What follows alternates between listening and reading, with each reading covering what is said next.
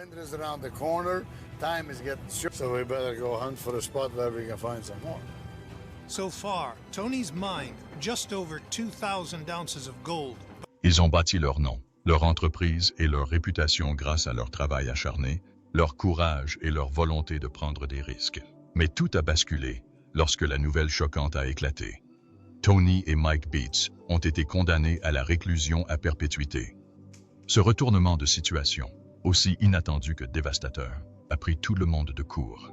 La famille Beats, devenue presque synonyme d'exploitation aurifère à la télévision, s'est soudainement retrouvée au cœur d'un véritable scandale. Que s'est-il passé? Et comment ces deux hommes, autrefois admirés pour leur persévérance, en sont-ils arrivés à cette situation désastreuse? Pour beaucoup, il était difficile de croire que les fans qui les avaient encouragés à la télévision remettaient désormais en question tout ce qu'ils pensaient savoir sur la famille Beats.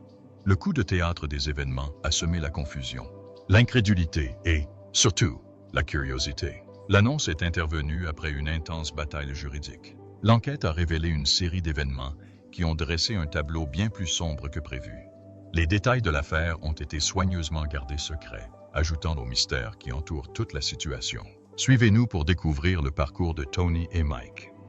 Ce qu'ils ont fait exactement pour se retrouver dans cette situation, s'ils étaient impliqués dans des activités juridiques, ou si un enchaînement plus complexe d'événements a conduit à leur chute. Tony Beats est né en 1959 dans le petit village de Wydenis, aux Pays-Bas. En 1980, à l'âge de 21 ans, il a osé s'installer au Canada, avec à peine de l'espoir et quelques dollars en poche. Il s'est d'abord installé en Alberta, où il a travaillé dans une ferme laitière pour joindre les deux bouts. La vie était dure, mais Tony n'était pas étranger au travail acharné. Cependant, il ne lui fallut pas longtemps pour comprendre que l'agriculture, bien que ce soit un travail honnête, offrait des perspectives financières limitées. Attiré par des histoires de fortune et poussé par son éthique de travail acharné, il se tourna vers l'exploitation minière. Le climat impitoyable et la nature sauvage et isolée de la région du Klondike, dans le territoire du Yukon, en auraient découragé plus d'un, mais pas Tony. Il n'a pas vu d'obstacles, mais des opportunités. Au Yukon, Tony Beats ne s'est pas contenté d'exploiter l'or. Il a laissé un héritage. Le terrain accidenté et les conditions climatiques extrêmes ont été le théâtre de son ascension dans le monde de l'exploitation aurifère. À force de persévérance et de courage, il a non seulement trouvé de l'or, mais aussi découvert sa véritable passion. L'exploitation minière n'était pas qu'un simple métier. C'est devenu son mode de vie, faisant de lui l'une des figures les plus prospères et les plus reconnues du secteur. Tony Beats n'a pas seulement connu le succès au Yukon. Il a bâti un empire minier aurifère à partir de rien. Parti de presque rien, Tony a transformé ses modestes débuts en une dynastie minière familiale qui est devenue l'une des exploitations minières les plus reconnues du Klondike. Son épouse, Minnie Beats, a joué un rôle crucial dès le début, gérant la comptabilité, les finances et assurant la bonne marche des affaires, tandis que Tony se concentrait sur les opérations sur le terrain. À mesure que l'entreprise se développait, les enfants Beats, Kelvin, Monica et Mike, ont suivi les traces de leur père. Plutôt que de poursuivre une carrière ailleurs, ils rejoignirent l'entreprise familiale et maîtrisèrent le maniement d'une machinerie lourde imposante, valant plusieurs millions de dollars. Sous la direction de Tony, ils apprirent le métier à la dure, en travaillant seuls, souvent dans des conditions climatiques extrêmes et difficiles. Tony se forgea rapidement une réputation non seulement pour ses connaissances approfondies du secteur minier et son éthique de travail acharné, mais aussi pour son attitude pragmatique et sa personnalité hors du commun. Ses méthodes atypiques, son tempérament fougueux et son langage imagé le distinguaient des autres mineurs. Il était connu pour aboyer des ordres et pousser son équipe, famille comprise, dans ses retranchements, souvent ponctués de sa phrase désormais emblématique. « Ferme-la et continue à miner ». Cette authenticité brute a touché une corde sensible chez les téléspectateurs de l'émission de télé-réalité à succès Gold Rush, dont Tony est devenu un chouchou. On admirait son refus d'édulcorer la réalité et sa détermination à réussir contre toute attente. Lorsque Tony Beats a rejoint Gold Rush lors de la saison 2, il n'était pas un débutant. Il avait déjà des décennies d'expérience dans l'exploitation minière à son actif. Fort de ses années d'expérience dans le secteur, Tony possédait un niveau d'expertise qui faisait défaut à beaucoup d'autres mineurs. Alors que nombre de ses pairs peinaient à trouver de l'or dans les conditions difficiles du Klondike, l'exploitation de Tony surpassait constamment la concurrence. générant des volumes d'or impressionnants année après année. Son expérience et son approche stratégique de l'exploitation minière lui ont permis de prospérer là où d'autres échouaient. Dès la saison 5, Tony franchit un pas audacieux qui allait consolider sa place parmi les mineurs les plus ambitieux du Klondike. Il acquit la drague historique d'Eureka Creek pour la somme astronomique d'$1 million. Un pari colossal, dont de nombreux critiques pensaient qu'il tournerait au désastre. Mais Tony a vu du potentiel là où d'autres voyaient un risque. Il a investi des ressources dans la restauration de la légendaire drague, un énorme équipement minier obsolète. Contre toute attente, Tony l'a rendu rentable, prouvant que ses détracteurs avaient tort, et transformant la drague en une opération florissante qui a contribué à dynamiser son empire. Alors que la ruée vers l'or prenait de l'ampleur, les producteurs ont rapidement compris que Tony Beats et sa famille étaient un élément essentiel de l'attrait de la série. Le drame au sein de la famille Beats, combiné à la personnalité hors du commun de Tony, est devenu un élément central du succès de la série. La famille Beats, souvent surnommée les Vikings du Klondike, a apporté une énergie unique à la série, et leurs intrigues sont devenues parmi les plus captivantes pour les téléspectateurs. Il ne s'agissait pas seulement d'or, il s'agissait de la résilience de la famille Beats, de ses relations dynamiques et de sa quête incessante de réussite. Au-delà de l'or, Tony a trouvé quelque chose d'encore plus précieux dans la nature sauvage du Yukon, une occasion d'exprimer son authenticité et sa détermination. Son parcours a prouvé qu'avec un travail acharné, une prise de risque calculée et un peu de courage, il était possible de transformer même les projets les plus improbables en entreprises prospères. Le succès au Klondike n'était pas garanti, mais pour Tony Beats, c'était la récompense de décennies de persévérance et de poursuite acharnée de ses objectifs. Au fil des ans, la famille Beats a bâti un empire minier qui a connu une croissance constante devant les téléspectateurs. Les téléspectateurs ont pu constater la domination croissante de la famille dans l'industrie aurifère, avec l'acquisition de nouvelles concessions et l'intensification de ses opérations. Au cœur de cette croissance se trouvait Tony Beats, un mineur chevronné dont le style de leadership rigoureux lui a valu une réputation tant sur le terrain qu'à l'écran. Son fils, Mike Beats, travaillait à ses côtés. Dès son plus jeune âge, Mike a baigné dans le monde minier, devenant progressivement le bras droit de son père. Il a appris toutes les facettes du métier, de la conduite de machines lourdes à la gestion logistique des équipes, faisant preuve d'une solide éthique de travail et d'un leadership naturel. Il semblait inévitable que Mike hérite un jour de l'entreprise familiale, Paradise Hill, perpétuant ainsi l'héritage bâti par Tony. Cependant, leur relation père-fils n'était pas exempte de tensions. Leur lien, bien que solide, était souvent mis à rude épreuve par les pressions de l'exploitation minière. Les disputes et les disputes violentes n'étaient pas rares, surtout pendant les saisons minières difficiles.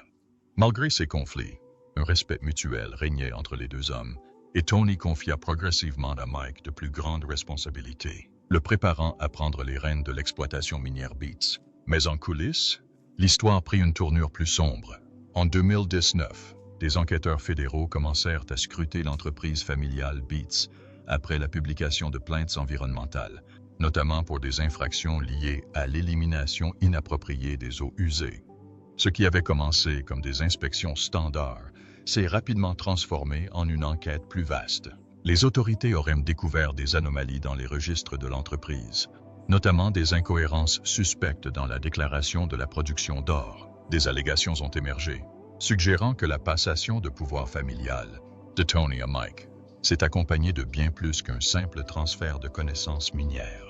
Les enquêteurs ont affirmé que des pratiques illégales auraient pu être ancrées dans l'entreprise depuis des décennies, mêlant activités criminelles et opérations minières, par ailleurs légitimes. Au fil de l'enquête, il est apparu clairement que l'ascension de la famille au pouvoir dans l'industrie minière pourrait s'être accompagnée d'activités illicites étroitement liées au fonctionnement quotidien de l'entreprise depuis des décennies.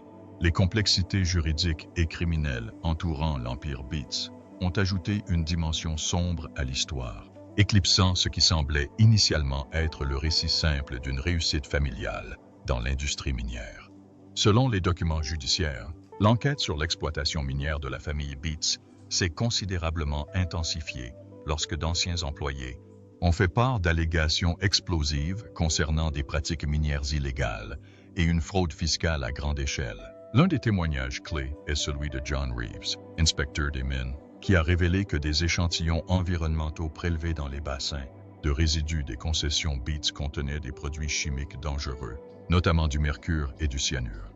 Ces substances sont strictement interdites dans l'exploitation aurifère moderne, en raison des graves risques environnementaux et sanitaires qu'elles représentent, notamment la contamination des eaux souterraines et les dommages à long terme aux écosystèmes locaux.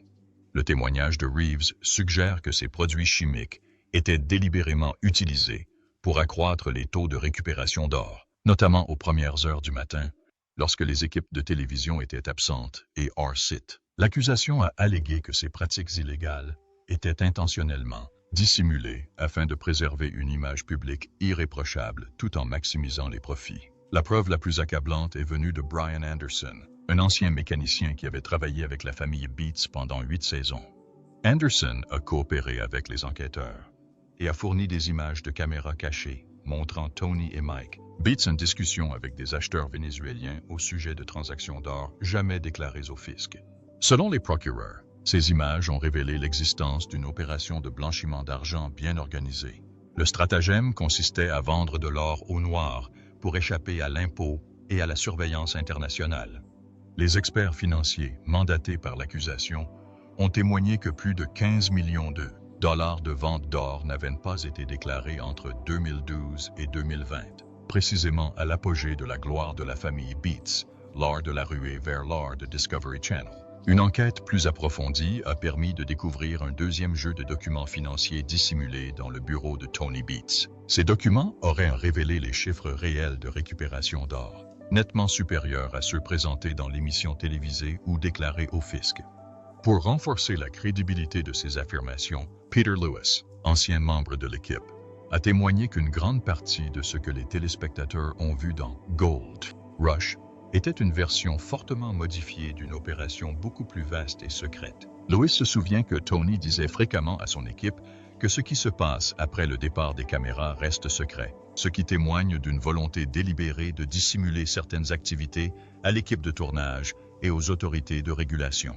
Lors d'une bataille judiciaire très médiatisée, l'équipe juridique de la famille Beats, menée par la célèbre avocate Samantha Wright, a défendu avec acharnement les graves accusations de crimes environnementaux, d'évasion fiscale et de vente d'or sans licence.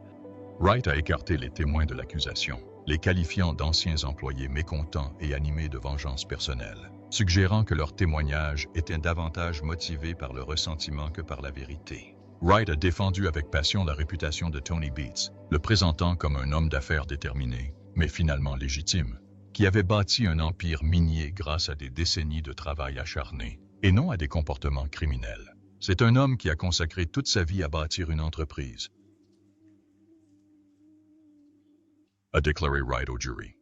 Elle a souligné que la famille Beats avait vécu sous l'œil vigilant du public pendant plus de 10 ans, devenant célèbre grâce à ses apparitions dans la populaire série télévisée Gold Rush. Ce sont des stars de la télévision, pas des cerveaux criminels, a déclaré Wright.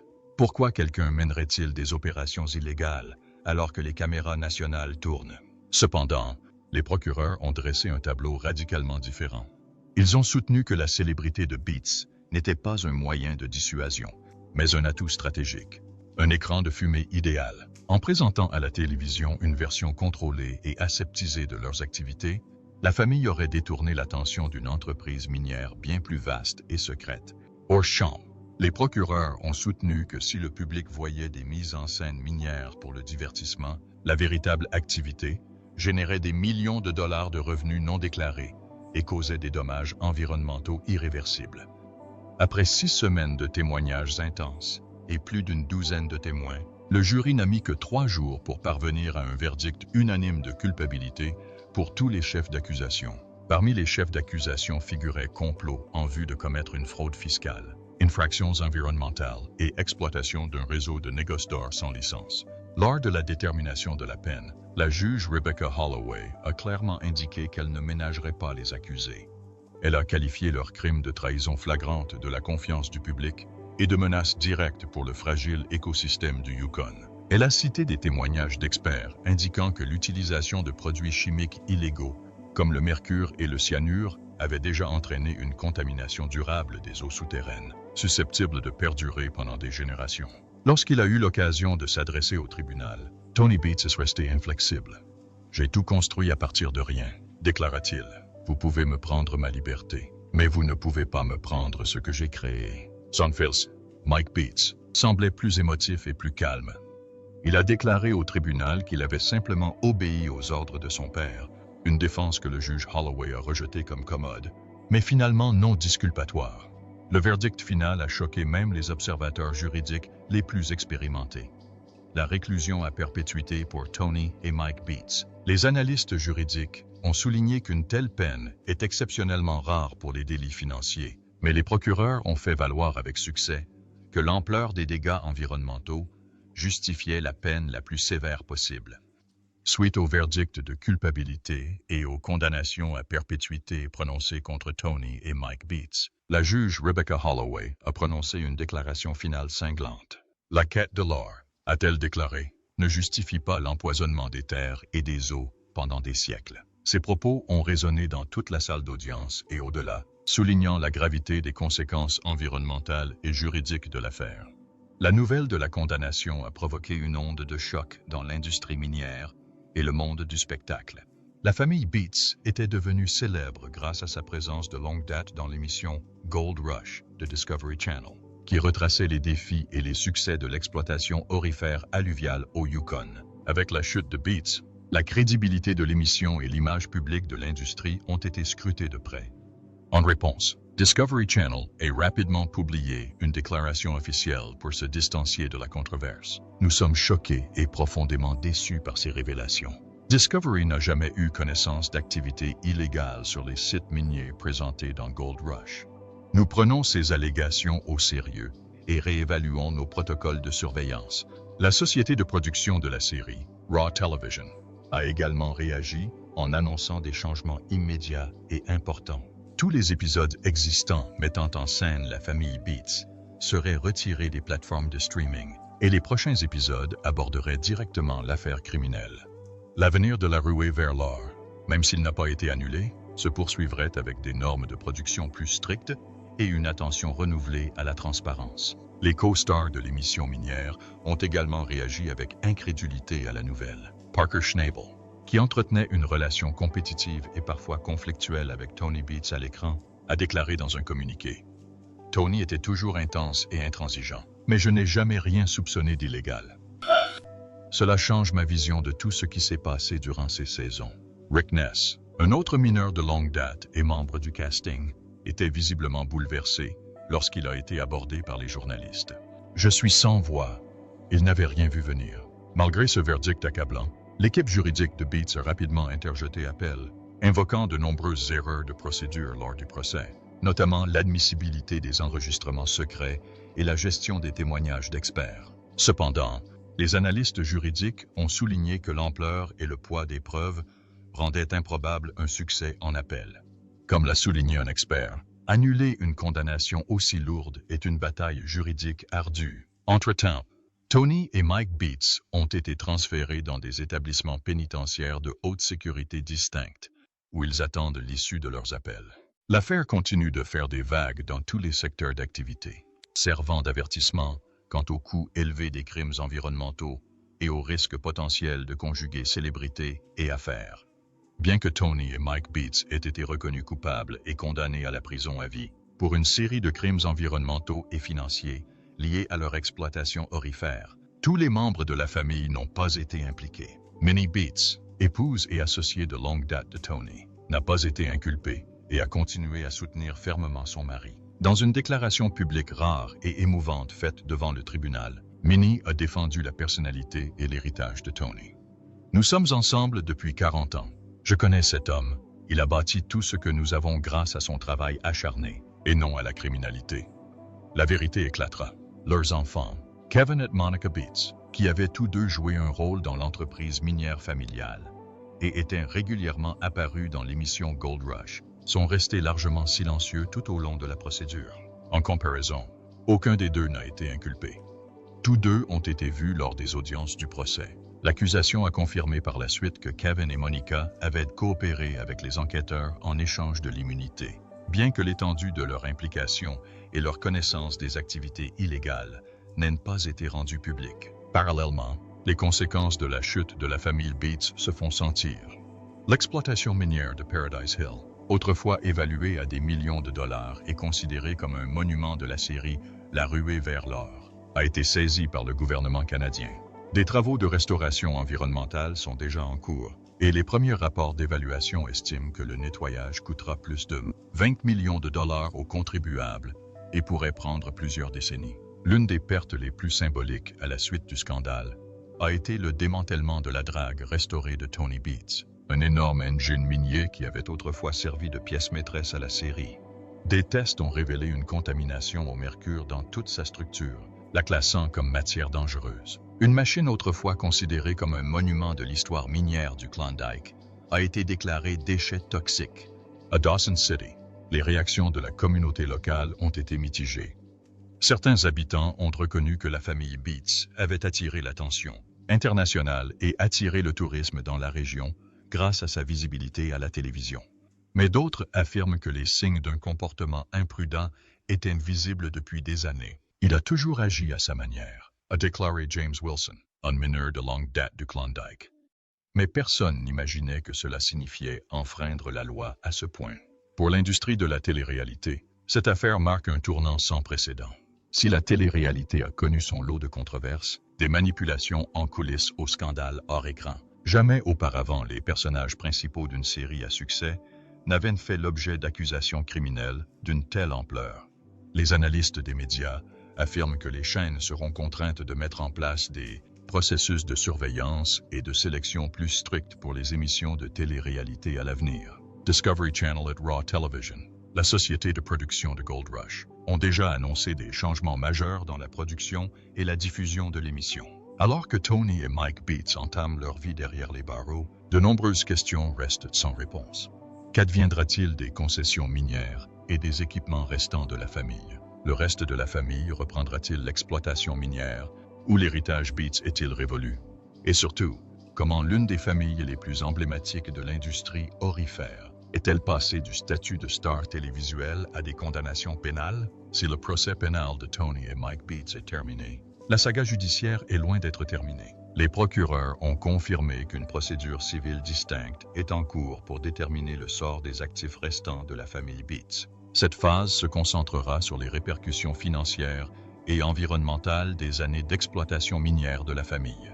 Les experts juridiques suggèrent qu'une part substantielle des avoirs des Beats, notamment leurs équipements miniers, leurs biens immobiliers et les bénéfices résiduels de leurs apparitions télévisées, sera probablement saisie et liquidée. Les recettes devraient contribuer à couvrir les coûts estimés à 20 millions de dollars de réhabilitation environnementale du site de Paradise Hill et des autres zones touchées. Les travaux de nettoyage pourraient s'étendre sur des décennies, notamment compte tenu de la présence de substances toxiques comme le mercure et le cyanure dans l'eau.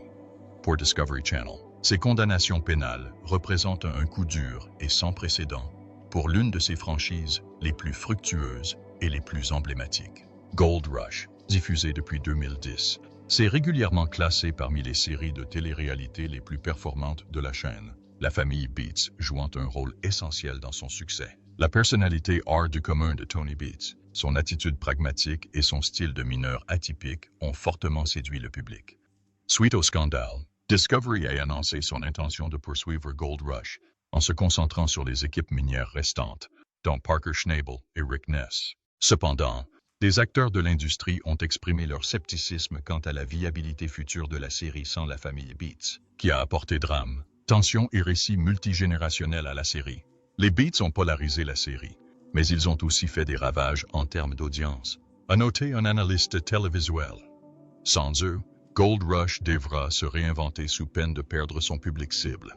La société de production de l'émission, Raw Television, s'est engagée à renforcer la transparence et la conformité à l'avenir. Les prochains épisodes devraient inclure des révélations en coulisses et aborder les conséquences de l'affaire Beats, à l'écran comme dans la vie réelle.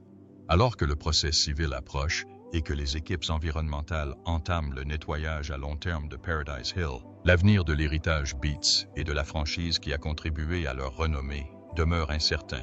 Alors que la salle d'audience se vidait et que le verdict pesait lourd, des visages familiers de la ruée vers l'or émergeaient, le cœur lourd. Parmi eux se trouvait Chris Dumie, le charpentier devenu opérateur de salle d'art, Shosho Desfans, qui avait collaboré avec de nombreuses équipes minières au fil des ans et s'était forgé un respect universel pour son dévouement discret et son savoir-faire.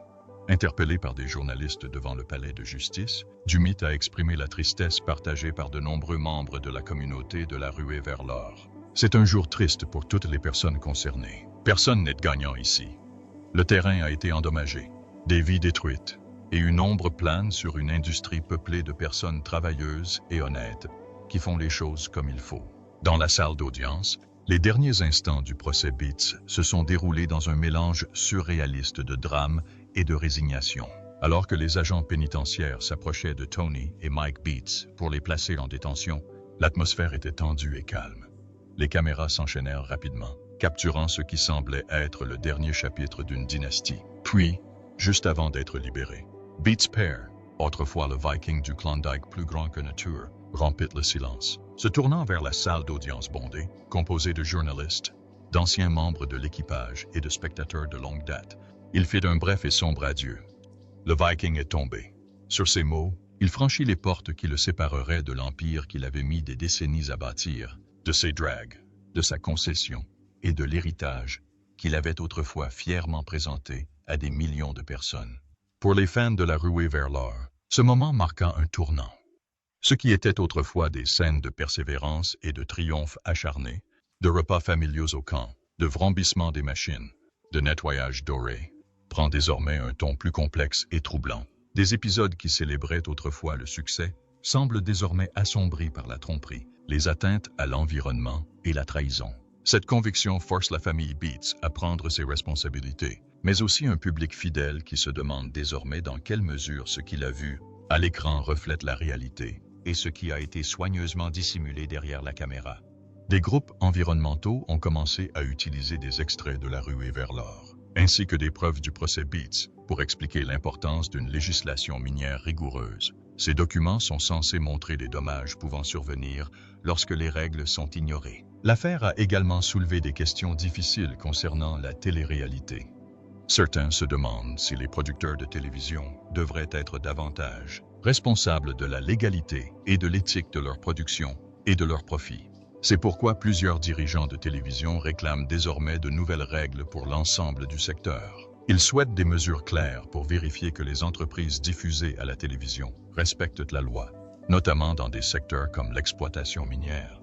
Calvin et Monica Beats, les autres enfants de Tony, apparaissaient souvent dans l'émission Gold Rush pour accompagner la famille, mais ils n'ont pas été inculpés, faute de preuves de leur implication dans des décisions illégales. Dans une déclaration commune, ils se sont dit choqués par la gravité des violations. Ils ont également demandé le respect de leur vie privée, pendant qu'ils réfléchissaient à leur avenir personnel et professionnel. Alors que la saison minière au Yukon débute sans deux de ses figures les plus connues, les effets de la condamnation de Beats se font encore sentir. Les autorités locales ont annoncé que des inspections supplémentaires seraient désormais menées pour toutes les opérations minières de la région. Discovery Channel a également réagi en instaurant des règles plus strictes pour toute activité minière présentée dans ses programmes. Ces contrôles environnementaux réguliers sont notamment prévus. Un nouveau documentaire est également en préparation pour explorer comment ces activités illégales sont restées si longtemps inaperçues, même pendant leur tournage. Les experts du secteur affirment que cette affaire a changé à jamais la télé-réalité.